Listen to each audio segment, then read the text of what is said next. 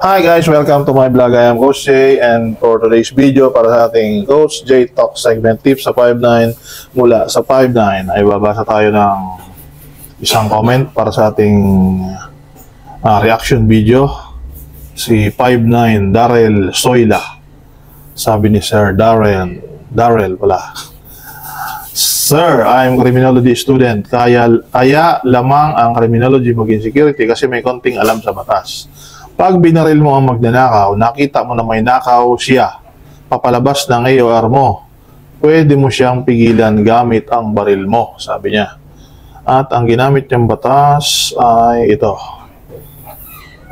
Tama TV. Under Article 429 of the Civil Code of the Philippines, an individual is allowed to use reasonable force to protect their property from theft, damage, or unlawful intrusion. In this case, if the thief entered your property with the intention of stealing, you might be justified in using reasonable means to stop the theft, provided that your actions are proportional to the situation. Yun ang sabi niya. Medyo may problema lang dito, brother, kasi ang sabi dito sa unang statement mo ay pag binaril mo ang magnanakaw, nakita mo na may nakaw siya, papalabas ng AOR mo, pwede mo siyang pigilan gamit ang baril mo. Depende. Pwede naman talaga. Pwede, pero depende. Ang sabi, tapos itong batas na sinabi mo, yung Article 429, ito madalas to namang nagagamit dun sa mga self-defense.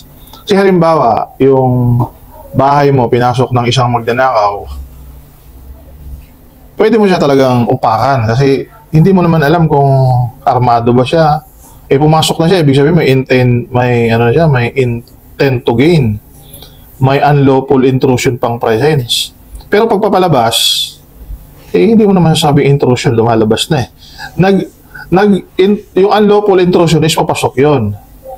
If the thief entered your property with the intention of stealing, sabi, o pag pumasok at tangkang magnakaw, pwede mong gamitan ng reasonable force. Hindi sinabing baril, reasonable force ang sabi. Ang reasonable force kasi sinasabi, ganito yan.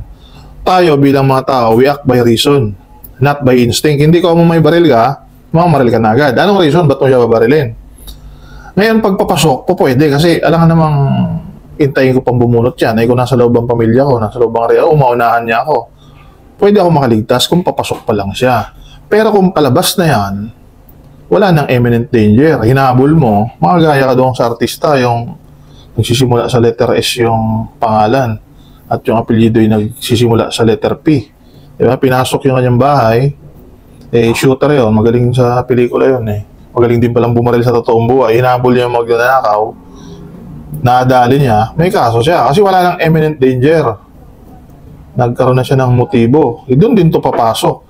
Kasi yung Article 429 ay ang sinasabi, unlawful intrusion, pumasok sa area mo, kumbaga, pumasok. Hindi naman sinabi dyan lumalabas. Iba yung pumapasok pa lang siya. If the thief entered your property, yun ang sabi. Use reasonable force. Yun na nga, we act by reason. Bakit ba natin babarilin?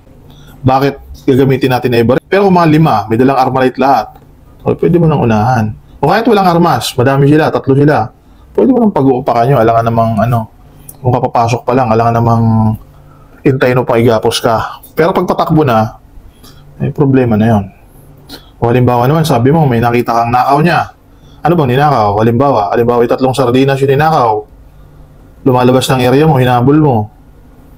Babarilin mo ba ang tao dahil sa 3 sardinas?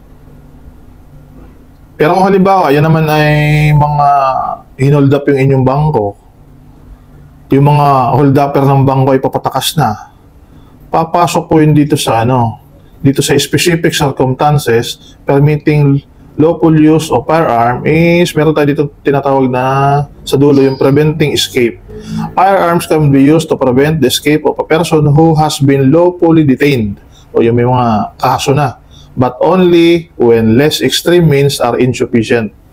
Ibig sabihin ay pag hindi na sapat yung mga iba mong pampigil, yung ibang paraan, saka mo pala man siya pwedeng barilin. Hold upper na yun, pamparaan ng gagawin mo doon. Armed and dangerous yun. Doon yun papasok. So, marami po salamat. Yun lang po.